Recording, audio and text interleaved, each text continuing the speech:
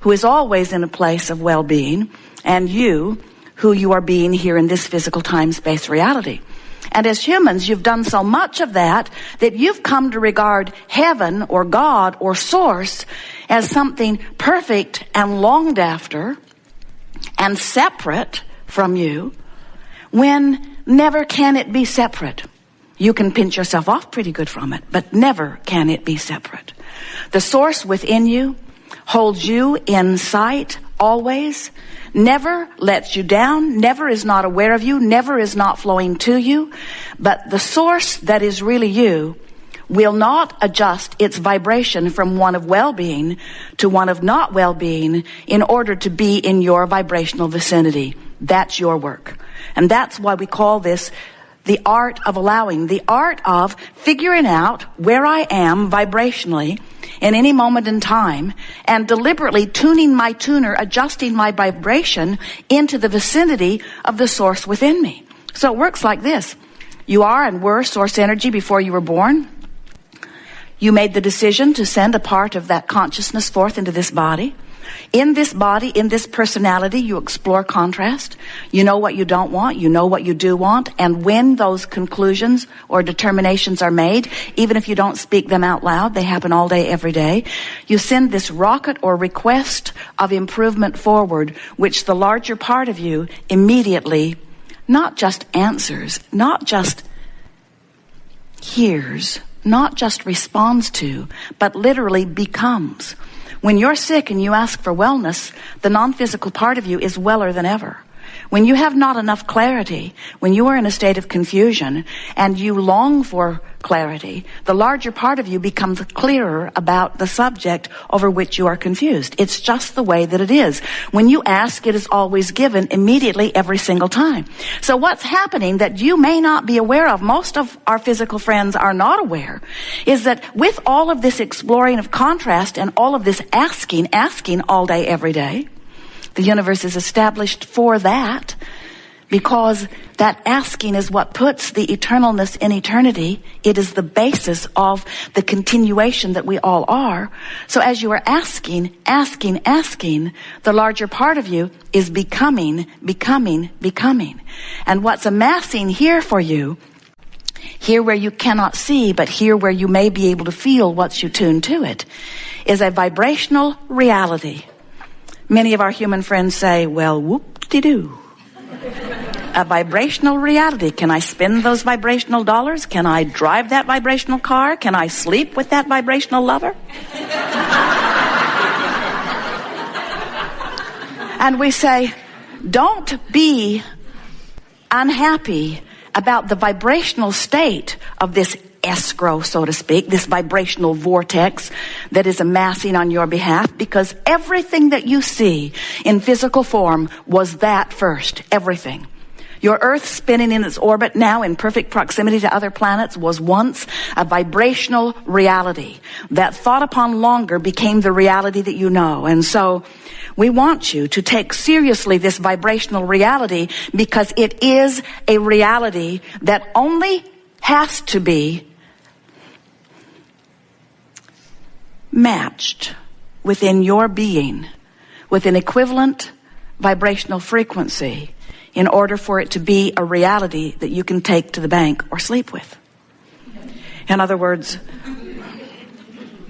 when you become a vibrational match to what's in your vibrational reality, it manifests. And here's the picture that we would like you to hold of this. So, here you are in your physical body, exploring, knowing what you don't want, knowing what you do want, and throwing all of the best of all of it into your vibrational reality.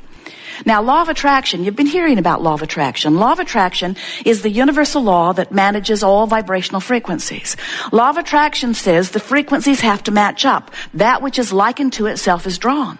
So law of attraction is responding to this vibrational escrow that is accumulated. In other words, who you really are, the larger part of you, the part of you that is expanded because of the contrast that you just lived, that larger part of you stands as a point of consciousness, and law of attraction is responding to it.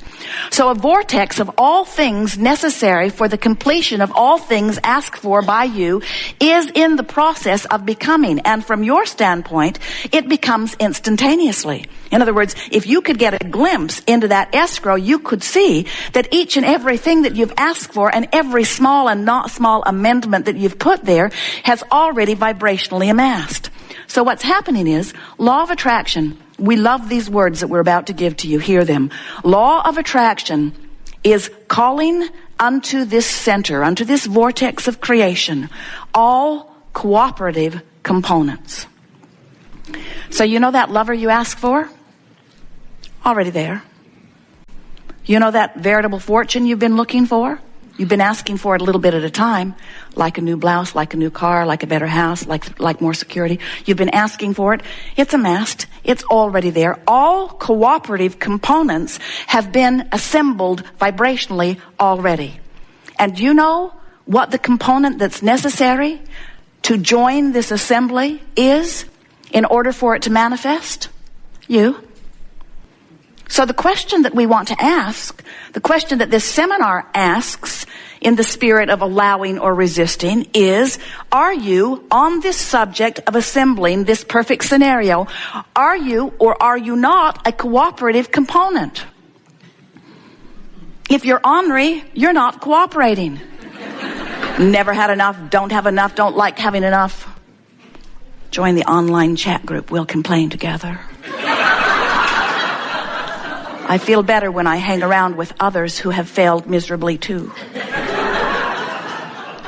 What we want you to realize is you've got to be a cooperative component, which means you've got to be in the state of allowing, which means you feel good when you think about the subject of what's in your vibrational reality.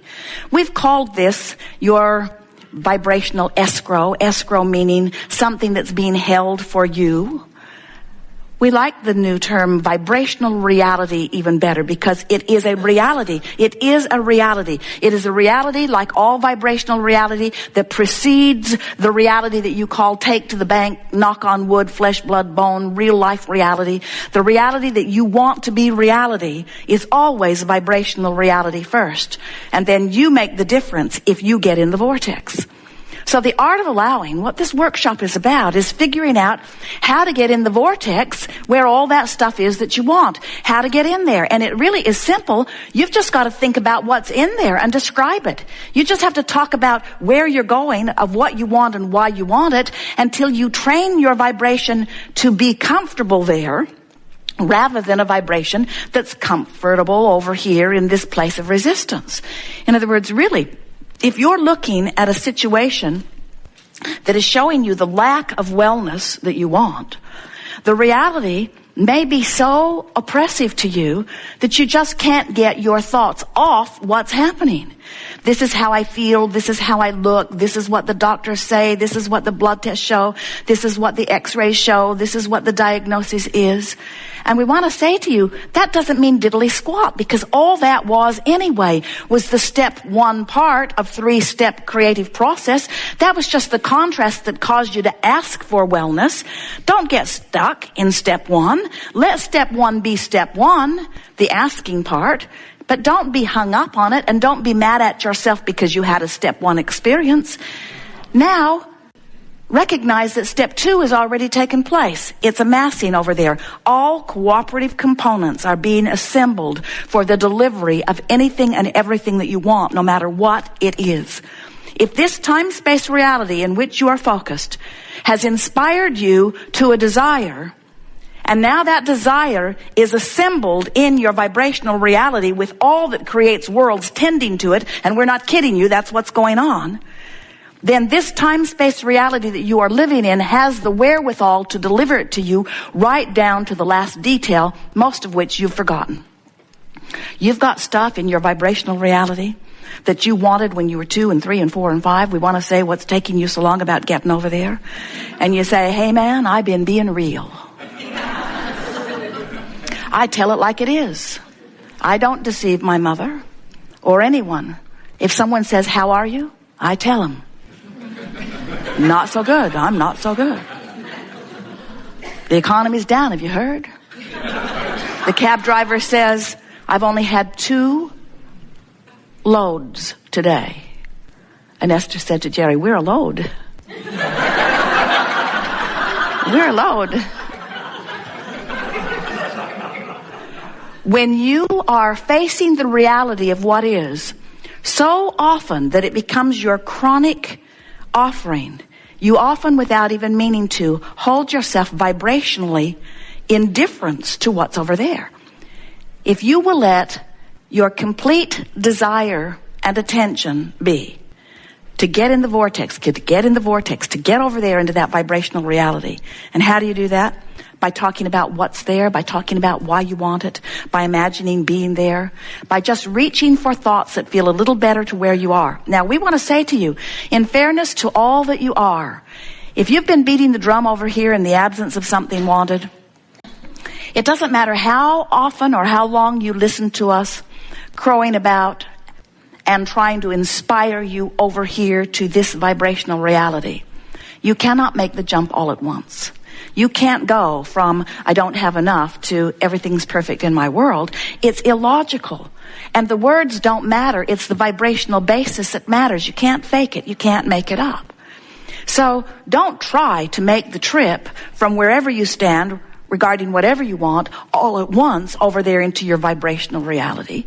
Just move in that direction and you will feel ease within you. You feel an improved emotion when you move in that direction, and you feel a worse emotion when you move in opposition. So just move in the direction of this vibrational reality that is calling you with everything it's got. It is vibrationally encoded with every component that you put there. That's why it calls you so hard. When life causes you to put something into this vibrational reality, which means, here's the terminology that we really want you to remember. When your life causes you to become this, and you don't move in the direction of what you've become, you don't feel good.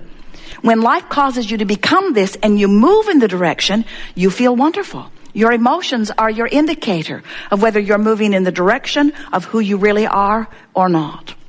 And we just got to say to you, every emotion that you feel, you and everyone else, is about the vibrational relationship between who you really are over here in your vibrational reality of becoming, and who you're letting yourself be by virtue of the thought you're thinking and the emotion that you're feeling here and now. So the key to deliberate creation is to care how you feel and to realize that the better you feel, the more you're moving in the direction of what you have become.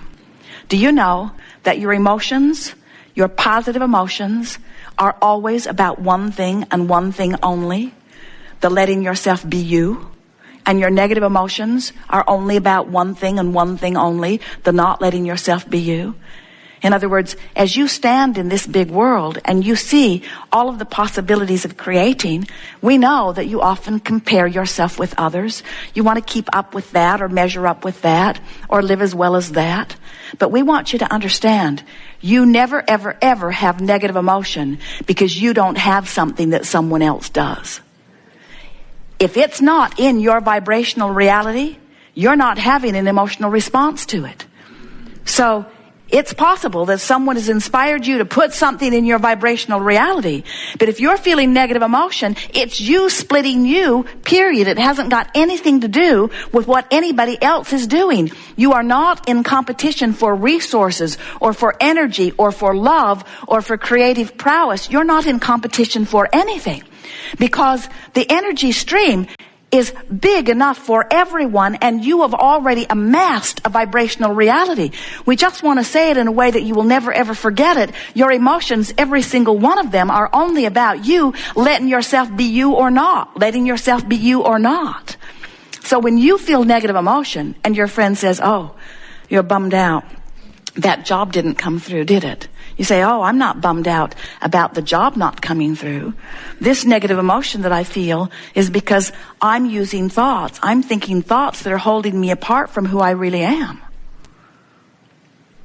Thoughts about what? Thoughts about not getting the job.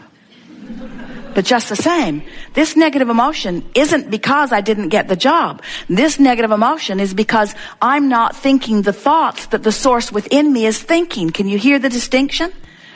So often, you think if you just had a better situation to focus upon, you'd feel better. And we don't disagree with that. Jerry and Esther, sit and look out the window at that magnificent ocean. You can't look at that and